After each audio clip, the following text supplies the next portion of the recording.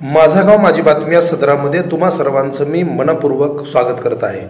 मित्रांनो, खरं पाहायला गेलं तर मला हा व्हिडिओ बनवायचा नव्हता, परंतु गेल्या 2-3 दिवसांपासून माझ्यापर्यंत ज्या बातम्या येत आहेत आणि त्या बातम्यांचं जे विश्लेषण मी करत असताना मला हे लक्षात आलं की आपल्याशी मला या दृष्टीनं गावकऱ्यांशी संवाद साधण्याची संधी या ठिकाणी घेण्याच्या दृष्टीनं हा मी व्हिडिओ बनवत आहे।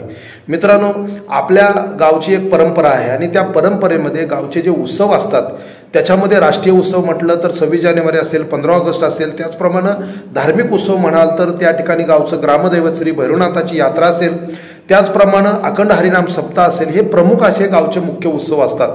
आणि या उत्सवामध्ये आपण परंपरेप्रमाणे काही लोकांना त्यामध्ये मान देण्यात येतो आणि त्या दृष्टीने सरपंच असतील, उपसरपंच असतील, पोलीस पाटील असतील, या लोकांना सन्मानानं आपण त्या ठिकाणी मान देत असतो आणि त्यांच्या नेतृत्वाखाली आपण सर्वजण सत्तारूढ गट असेल, विरोधी गट असेल, ह्या सर्व गटाचे लोक एकत्र येऊन या ठिकाणी हे उत्सव पार पाडत असतो। हीच आपल्या गावची परंपरा आहे। मित्रांनो, एका बाजूला आपण अखंड हरिनाम सप्ताहाच्या माध्यमातून ज्ञानोबा तुकोबांचा विचार या ठिकाणी रुजवत असताना जात धर्म पंथ याच्या पलीकडे जाऊन माणूस हाच आपला केंद्रबिंदू मानत असताना आणि आपण जवळजवळ 7 दिवस सप्त्याच्या निमित्तानं कीर्तनाचा आस्वाद घेत असताना मानवी जीवनाची नैतिक मूल्य जपण्याच्या दृष्टीनं आणि सदाचारी जीवन जगण्याच्या दृष्टीनं आपण या ठिकाणी एक विचाराचं मंथन करत असतो आणि त्यातून आपल्या गावचा विचार आणि समाजाचं स्वास्थ्य कसं राहील, चांगलं राहील आणि त्याच पद्धतीनं गावामध्ये बंधुभाव, सामाजिक एकतेची भावना कशी निर्माण होईल या दृष्टीनं आपला प्रयत्न असतो। आणि हा प्रयत्न असताना काही लोक हे सत्तेच्या लालसेपोटी आणि आपल्या स्वतःच्या मोठेपणासाठी आणि आम्हाला कोणीतरी मोठं म्हणा, सत्ता आमची आहे, आमच्याकडं सरपंच आहे, आमच्याकडं सत्ता आहे, या लालसेपोटी गावच्या या उत्सवांना जर गालबोट लावत असेल तर हे पूर्णपणे चुकीचं आहे। मी दोन्ही गटांना म्हणजे सत्तारूढ गट म्हणजे सरपंच गटाचे ज्यांचे 4 सदस्य आहेत आणि उपसरपंच गटाचे ज्यांचे 5 सदस्य आहेत, मी दोघांना पण विनंती करतो की हा उत्सव जो आहे हा उत्सव समतेचा उत्सव आहे, हा उत्सव गावच्या एकतेचा उत्सव आहे, हा उत्सव सामाजिक विचारांचा उत्सव आहे, हा उत्सव प्रेम, मैत्री, बंधुभाव, सलोखा राखण्याचा उत्सव आहे। कुठल्या गावचे हे उत्सव असे आहेत का एक जातीचे लोक सगळे एकत्र येऊन करतात? या गावाच्या उत्सवामध्ये 18 पगड जातीचे विविध धर्माचे लोक एकत्र येतात आणि गुण्यागोविंदाने हे उत्सव आपण पार पाडत असतो। मग या ठिकाणी आज असं नेमकं काय होतंय की जेणेकरून या ठिकाणी अशा स्वरूपाच्या उत्सवाला गालबोट लावण्याचं काम केलं जातंय? एका बाजूला 18व्या लोकसभेची या ठिकाणी रणधुमाळी सुरू असताना गावचा उत्सव हा शांततेत कसा पार पडला जाईल?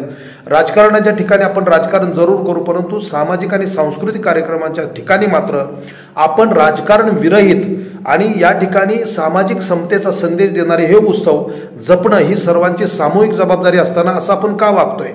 त्याचा प्रत्येकानं आत्मपरीक्षण करण्याची गरज आहे। या ठिकाणी सरपंच असतील, उपसरपंच असतील, सरपंच गटाचे 4 सदस्य आहेत, उपसरपंच गटाचे 5 सदस्य आहेत। गावची जर यात्रा आपल्याला शांततेत आणि सौहार्दपूर्ण वातावरणात जर पूर्ण पार पाडायची असेल तर फरक असा काय पडतोय की दोन्ही गटांनी एकत्र येऊन सरपंचाचे समजा 6-7 लोक, उपसरपंच गटाचे 6-7 लोक आणि सरपंच आणि उपसरपंच अशी एक कमिटी निर्माण करून शांततेच्या मार्गाने सरपंच, उपसरपंच, पोलीस पाटलांना त्यांचा मान देऊन आणि दोन्ही बाजूचे सदस्य एकत्र येऊन आपण शांततेत गावचं ग्रामदैवत श्री भैरवनाथाची यात्रा पार पाडू शकतोय की नाही हा प्रश्न आपण प्रत्येकाला विचारला पाहिजे। आतापर्यंत आपण तो पार पाडलेला आहे। इथं सत्ता कोण आहे, विरोधी कोण आहे हे आपण पाहिलं नाही। नेमकं आताच गेल्या काही वर्षांपासून हे असं का व्हायला लागलं? मागील जी 20-22 लोकांची कमिटी होती त्याच्यामध्ये दोन्ही गटाचे म्हणजे सत्तारूढ गटाचे आणि विरोध गटाचे लोक एकत्र येऊन ती कमिटी फाउंड व्हायची आणि त्यांनी एकत्र येऊन गावचे हे उत्सव पार पाडायचे अशी परंपरा आहे। परंतु मागच्या या 5 वर्षामध्ये, त्याच्या मागच्या 5 वर्षामध्ये ही परंपरा खंडित करण्याचं काम करण्यात आलं। जी काय यात्रा कमिटीची जे लोक होते 20-22 लोक, त्याच्यामध्ये आपल्याच बाजूचे आपल्याच गटाचे लोक घेण्यामुळं एक दुही निर्माण झाली होती आणि त्या दुही निर्माण झाल्यानंतर पुन्हा एकदा सत्ता ही येत राहते, सत्ता जात राहते, खुर्च्या ह्या कायम तुम्हाला नसतात, सरपंच पद पण कायम नसतं आणि उपसरपंच पण कायम नसतं, पण गाव मात्र जागेवर असतं, उत्सव जिथल्या तिथं असतात, देव जागेवर असतो। देवापेक्षा आणि समाजापेक्षा कुणीही मोठा नसतो। ही आपल्याकडं मंदिरामध्ये आपण ज्यावेळेस जात असतो तेव्हा मंदिरामध्ये पहिलं दर्शन आपण कासवाचं घेत असतो। देवाच्या ठिकाणी जात असताना लीन होऊन जावं लागतं, मी मोठा आणि मी सरपंच, मी उपसरपंच, मी कुणीतरी वेगळा आहे, ही भावना तुमच्या मनात जर ठेवून तुम्ही त्या ठिकाणी हे उत्सव करत असाल तर त्याचं जे काय फलित बघित आहे ते तुम्हाला अजिबात मिळणार नाही असं मी या ठिकाणी या व्हिडिओच्या माध्यमातून सांगेन. म्हणजे पर्टिक्युलर एखाद्या समाजाच्या एखाद्या माणसाला विरोध तुम्ही का करताय? ज्या माणसाला तुम्ही सदस्य म्हणून तुम्ही 5 वर्षामध्ये तुमच्या सोबत घेतलं होतं, आज असं काय झालं की त्या माणसाला तुम्ही पालखीला खांदा देण्यापासून परावृत्त करताय? त्याला त्या ठिकाणी जातीय भावनेतून तुम्ही वागणूक देताय. त्या माणसाचं बोलणं थोडं अग्रेसिव्ह असेल, त्याचं थोडंसं समजून घेणं गरजेचं आहे, त्या माणसाला समजून सांगणं पण गरजेचं आहे. परंतु असा जर तुम्ही विचार करत असाल, पहिल्यांदा मला वाटते गावच्या इतिहासामध्ये पहिल्यांदा सोमवतीला जी काही पालखी आपली निघते, जो काही ग्रामप्रदक्षिणा त्या पालखीचं जो आपण करतो, त्या ठिकाणी महिलांनी गराडा घालून या ठिकाणी जाणीवपूर्वक जर उपसरपंच जर एका विशिष्ट समाजाचे ते आहेत म्हणून त्यांना पालखीला खंदाच लावून द्यायचे नाही, ही जर तुम्ही भूमिका घेत असाल तर हा उघड जातीवादाची पेरणी तुम्ही करताय असं मला या ठिकाणी वाटतंय. गेल्या 10 वर्षापूर्वी आम्ही 5 वर्ष या ठिकाणी या गावचं सक्षमपणे नेतृत्व उभा केलेलं आहे. त्याच पद्धतीनं गावचे उत्सव कुठलंही गालबोट न लावता या ठिकाणी 5ही वर्ष जरी तुमच्या या ठिकाणी एका विशिष्ट समाजाचं जरी आम्ही प्रतिनिधित्व करत असलो तरी गावचं नेतृत्व समर्थपणे आम्ही केलेलं आहे. मग असं का होतं की एखाद्या माणसाच्या जातीच्या भावनेवरून किंवा त्याला जातीयवादाच्या भावनेतून त्याला पालखीला खांदा लावूनच द्यायचं नाही म्हणून महिलांनी गराडा करणं आणि त्या सगळ्या गोंधळामध्ये पुन्हा पालखीला तिसऱ्या 2 लोकांनी खांदा लावून ती पालखी मार्गाक्रमण करणं हे कुठं बसतंय? त्यामुळं मी या व्हिडिओच्या माध्यमातून सामोपचारानं दोन्ही गटांना सांगतोय की हे उत्सव आहेत. आज बाहेरच्या गावावरून यात्रेसाठी लोक वाट बघतायत. यात्रेला गावात जे काही आपल्या उदरनिर्वाहासाठी लोक आपली गावातली भरपूर बाहेर गेलेले आहेत, पुणे मुंबई आणि इतर राज्यात पण आपली लोक कामाला गेलेले आहेत. त्यांना यात्रेला यावं, आपल्या मित्रमैत्रिणीला भेटावं, आपल्या वडीलधाऱ्या माणसांना भेटावं, चुलता मालत्यांना भेटावं, आजी आजोबांना भेटावं, ह्या भावनेपोटी हे लोक यात्रेला येत असतात. त्याचप्रमाणे जे गावचे मुख्य दैवताचे ज्यांचं दैवत आहे ते विडणीचे काही लोक असतील, माळी समाजाचे हे लोक या ठिकाणी येतात. हे लोक येणारे हे तुमचा हा सगळा रडगाणं किंवा तुमचा हा साहेब बाजार या ठिकाणी ते बघायला येणार आहेत का? याचा विचार तुम्ही कधी करणार? कोणी मोठा नाही, समाजापेक्षा आणि देवापेक्षा कोण मोठा नाही. सरपंच मोठा नाही, उपसरपंच मोठा नाही, त्याच्या मागचे सदस्य सुद्धा मोठे नाहीत. इथं झालंय असं की सरपंचाच्या बरोबर सरपंच आमची माता भगिनी या ठिकाणी सरपंच म्हणून आहे, पण त्या सरपंचाच्या मागं दुसरे आणखी सरपंच असे अनेक लोक स्वतःला सरपंच म्हणून मिरवायला लागलेले आहेत. तुमच्या मनात काय आहे या ठिकाणी? जर अशा पद्धतीनं एखाद्या उपसरपंच म्हणून ते उपसरपंच हे काय विशिष्ट समाजाचे आहेत का? ते जरी जन्मानं विशिष्ट समाजाचे असले तरी आज ते गावचं नेतृत्व करतायत. जेवढा मान सरपंचांना असतो तेवढाच मान उपसरपंचांना असतो. ते समाजाचं प्रतिनिधित्व करत नाही तर ते पूर्ण गावाचं प्रतिनिधित्व करत आहेत. आतापर्यंत उपसरपंच म्हणून अनेकांनी कारकीर्द सांभाळलेली आहे, त्या ठिकाणी त्यांनाही आपण मानतूक दिलेलाच आहे. मग आता जे उपसरपंच आहेत त्यांना देताना तुमच्या मनात जातीय भावना काय येते? एका बाजूला तुम्ही हे उत्सव करताना सर्वभूती ईश्वर एक आहे, संत ज्ञानोबा संत तुकारामाचा विचारही तुम्ही एका बाजूला करत असता, अखंड हरिनाम सप्त्यावरती एवढे पैसे घालवून जर तुमच्या मनातली जातीची भावना जर नष्ट होणार नसेल तर हे सगळं जे आपण करतोय हे याला शून्य किंमत आहे असं माझ्या दृष्टीने मला वाटतं. म्हणून मी दोन्ही गटांना आव्हान करतो, हा उत्सव शांततेचा उत्सव आहे. आपल्याला शांततेच्या मार्गाने हा उत्सव पार पाडण्यासाठी आपण सगळ्यांनी एकत्र आलं पाहिजे. हे सगळी बिदम बाजूला ठेवा, मोठा कुणीच नाही, सर्वजण आपण एकाच ईश्वराची जर लेकरं तुम्ही मानत असाल तर मग याच्यामध्ये मतभेद आणि या दुहीचं वातावरण निर्माण करायचं, हे सगळं पोलीस स्टेशनपर्यंत घेऊन जायचं, हे कशासाठी चाललेलं आहे? आज गेल्या 5 वर्षांमध्ये आणि आता 2-3 वर्षांमध्ये सुद्धा तुम्हीच मान घेत आलेला आहात, पण आज सत्तेचं पालट बदललेलं आहे.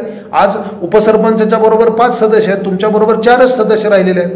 मग अशा वेळी आपण सरपंच म्हणून, गावचे प्रमुख म्हणून उपसरपंचांना जरा हाताशी धरून, ठीक आहे चला तुमचे 5 असतील आमचे 4 असतील, आपण सगळ्यांनी मिळून आणि आपले सगळे कार्यकर्ते मिळून हे सगळे उत्सव पार पाडूया, अशी सामंजस्याची भूमिका जर तुमच्या मनात का येत नाही? मग ही जर येणार नसेल तर एवढा अखंड हरिनाम सप्ताह असेल, एवढे सगळे उत्सव करत असू आपण, या ठिकाणी 26 जानेवारी 15 ऑगस्टला नुसतं झेंडे फडकवायचे आणि मनातला जातीय भावना जर तुमच्या जाणार नसेल आणि स्वातंत्र्यानंतर आणि संविधान लागू झाल्यानंतर ती जर भावना तशीच राहणार असेल तर माणूस म्हणून जगण्याला तुम्ही नालायक आहात असं मला वाटतंय. जे कुणी जर मनात जातीय भावना ठेवून जर एखाद्या विशिष्ट समाजातल्या माणसाला, तो विशिष्ट समाजातला माणूस तो समाजाचा जन्माला आला म्हणून असेल पण तो गावचं नेतृत्व करतोय तर त्याला तुम्ही संधी देणं हे महत्वाचं आहे. त्याची भाषा अग्रेसिव्ह असेल, आज त्याच्या हक्कावरती जर गदा आली तर साहजिक आहे तो प्रोटेक्शनसाठी तो कायद्याचा मार्ग अवलंबणार आहे. मग कायद्याचा मार्ग अवलंबला तर ही यात्रा बंद पडण्याच्या स्थितीमध्ये येईल. जसं करोना काळामध्ये नुसती यात्रा आपण केली 4-2 माणसांनी एकत्र येऊन, तशाच पद्धतीचं रूप तुम्हाला आणायचंय का? त्याचं खापर मात्र मोठा भाऊ म्हणून सत्तारूढ गट सरपंचाच्या गटाला त्याचं राहील, एवढं मी या ठिकाणी सांगेन. कारण तुम्ही मोठा भाऊ आहे, सरपंच मुख्य आणि उपसरपंच त्याचे सहकारी आहेत, दोघांनी मिळून ते करायचं आहे. तर ते होणार नसेल तर हे सगळं लवकरात लवकर याच्यावरती मार्ग काढणं गरजेचं आहे. हे प्रकरण जर पोलीस स्टेशनपर्यंत गेलं तर याला वेगळं वळण लागण्याची चिन्ह आहेत. पोलीस प्रशासनानं दोघांना सुद्धा समजून सांगण्याचं काम केलेलं आहे. पोलीस पाटलांनी वेळोवेळी तुम्हाला समजोता करण्याचा प्रयत्न केला, याच वर्षी नाही अनेक केलेला आहे. तरी सुद्धा आपण जर सुधारणार नसू तर या ठिकाणी आपल्यासारखे दुर्दैवी आपणच आहोत असं मला वाटतं. आणि म्हणून सरपंच असतील, सरपंच आतापर्यंत सरपंच कधीच बोलल्या नव्हत्या, परंतु आता मी सरपंच आहे मीच करणार. हो, तुम्ही सरपंच आहात ताई, तुम्ही सरपंच आहात, पण तुम्ही एकट्या म्हणजे अख्खी ग्रामपंचायत किंवा अख्खं गाव नाही, गावानं तुम्हाला त्या खुर्चीवर बसवलेलं आहे. आणि उपसरपंच सुद्धा तुमच्याच दर्जाचे आहेत, त्यांना सुद्धा तुम्ही विश्वासात घेतलं पाहिजे.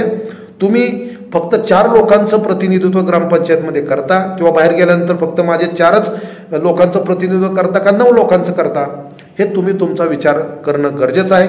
त्यामुळं कासवासारखं मंदिरात जाताना लीन होऊन जायला पाहिजे. मुंगीहून साखर खाण्याचं कौशल्य आपल्यामध्ये नाही. आपण हत्तीहून लाकडं फोडण्याचा प्रयत्न कुणी करू नका. आणि हे प्रकरण पोलीस स्टेशनपर्यंत जाऊन त्या ठिकाणी वेगळं त्याला गावाला वळण देण्याचं काम करू नका. आपल्या गावातले जे बाहेरगावी असणारे लोक यात्रेची वाट बघतायत, आम्ही सगळे यात्रेची वाट बघतोय, आणि याच्यामध्ये हे सगळं जर तुमचं असं चालणार असेल तर याच्यातून काय निष्पन्न होणार आहे ह्याचा दोन्ही गटानं विचार जरूर करावा. आणि एकत्र या ना, सरपंचांचे 5-7 लोक, उपसरपंचांचे 5-7 लोक आणि सगळ्यांची एकत्रित यात्रा कमिटी आणि सगळं जे उत्सव असतील, मग अखंड हरिनाम सप्त्याचा सुद्धा उत्सव असेल, तुम्ही एकत्र या. शेवटी वर्गणी काय तुम्ही फक्त 5-6 लोक देता का? वर्गणी अख्खं गाव देतं ना. निधी देवाच्या श्रद्धेपोटी तुम्हाला अख्खं गाव तुम्हाला देणगी देतंय, निधी देतंय, वर्गणी देतंय. आणि मग तुम्ही हे सगळं करत असताना तुम्ही गावचे मालक होण्याचा प्रयत्न करू नका. लोकांनी तुम्हाला तिथं बसवलं, याचा अर्थ तुम्ही एकत्र येऊन चांगल्या पद्धतीने उत्सव पार पाडावेत. आणि मी या व्हिडिओच्या माध्यमातून आणखी इशारा देईन, जर कोणी जर जातीय भावनेतून एखाद्या कोणत्याही सगळे उपसरपंचालाच नाही पण कुठल्याही समाजाच्या, मग अनेक मागासवर्गीय समाज गावामध्ये आहेत, कुठल्याही माणसाला जर मागासवर्गीय म्हणून जर तुम्ही त्या ठिकाणी त्याच्या हक्कांचं अवमूल्यन करणार असाल आणि त्याला जर तुम्ही गालबोट लावण्याचं काम करत असाल तर नाईलाजानं का होईना, मी खोट्या केसेस कधी आम्ही करून द्यायच्या भूमिकेचं नाही, पण आम्ही सत्य जर असेल तर आम्ही कुठंही मागं पुढं पाहणार नाही. मग त्याच्यामध्ये कुणाला कुठलाही जरी त्याच्यामध्ये जरी बळी गेला त्याला आम्ही अजिबात मागं पुढं पाहणार नाही. तुमच्या मनातली जर जाती भावना ही जर तुम्ही अशीच ठेवणार असाल तर तुम्हाला त्याला सामोरं जावं लागेल. या ठिकाणी मागचं अजून प्रकरण भ्रष्टाचाराचं मिटलेलं नाही, त्या दृष्टीनं आम्ही आता नवीन CEO आलेले आहेत, त्यांच्याकडे आम्ही अर्ज दिलेला आहे, त्या दृष्टीनं आमची ती सुद्धा कारवाई सुरू आहे. गावाला आधी त्याचं उत्तर देणं तुम्ही बाकी आहे, ते द्यायचं सोडून गावच्या उत्सवामध्ये गालबोट लावण्याचं, म्हणजे पहिल्यांदा गावच्या इतिहासामध्ये सगळ्या महिलांनी त्या पालखीला गराडा घातला.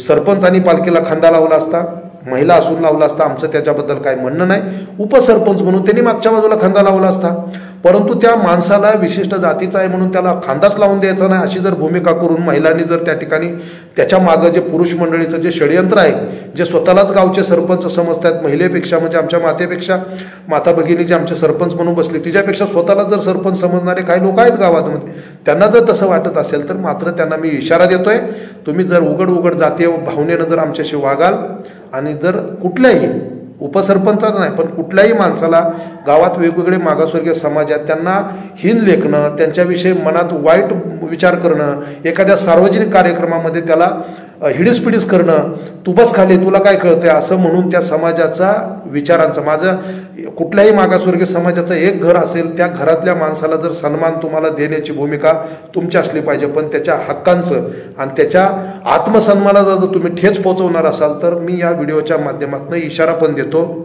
या ठिकाणी गावात 144 कलम लागून देऊ नका आणि शांततेच्या मार्गाने हा उत्सव पार पाडण्याच्या दृष्टीनं 2 पावलं आपण मागं सरलं पाहिजे. 2 पावलं तुम्ही पण मागं सरलं पाहिजे. मागं सरून एकत्रित गुण्या गोविंदानं हे उत्सव पार पाडावेत अशी मी आशा व्यक्त करतो. मला हा व्हिडिओ करायचा नव्हता, पण नाईलाजानं करावा लागतोय. दुर्दैवाने मी तिथं नाही, पण जेव्हा केव्हा येईल तेव्हा दोन्ही पार्टींशी बोलणं करेन मी, परंतु ह्याच्यामध्ये समझोता करून हे पुढे आपल्याला गाडा न्यायचा आहे. अनेक वाडवडिलांनी आपली परंपरा जपलेली आहे आणि हा उत्सव असेल, मग तो आपला ग्रामदैवत श्री भैरवनाथाची यात्रा असेल, अखंड हरिनाम सप्ताह असेल. पूर्वी होतं, आता ते बदलले ना. लोकशाहीमध्ये कोणीही मोठा नाही, कुठले जात धर्म पंथ हे सगळे बाजूला ठेवा. माणूस म्हणून सगळ्यांशी माणुसकीच्या नात्यानं वागणं हे सगळ्यात महत्त्वाचं आहे. हाच संतांचा विचार आहे. तो ज्ञानेश्वरांपासून तुकारामांपासून सर्व जाती धर्मातल्या संतांना आपण विचार त्यांच्या अंगीकारतो. त्यांच्या अभंगावरती कीर्तन ऐकतो, रात्रीच्या 12 आणि 1 वाजेपर्यंत कीर्तन ऐकतो. मग हे ऐकून जर आपल्या डोक्यात नुसतं ते कानावरती मंत्रमुक्त होता आणि तुमच्या आचरणात जर शून्य असाल, तर मग कशासाठी अखंड हरिनाम सप्ताह भरवायचा? तुमच्या मनातनं जर जातच गेली नसेल, तुमच्या मनातनं तर उच्चनीतीची भावनाच गेली नसेल, तुमच्या मनातनं जर तुमचा जो काही मनातला अहमगंड किंवा तो तुम्हाला स्वतःलाच जर असं वाटत नसेल, माणूस म्हणून आपण पण जसे आहोत तसे इतर लोक आहेत, मग सर्वभूती ईश्वर एक आहे, सर्वांमध्ये ईश्वराचा अंश आहे, तर मग जात धर्म पंथ हे सोडून द्या आणि मानवतेच्या नात्याने हे उत्सव शांततेत पाडावेत अशीच मी आशा व्यक्त करतो आणि थांबतो. धन्यवाद.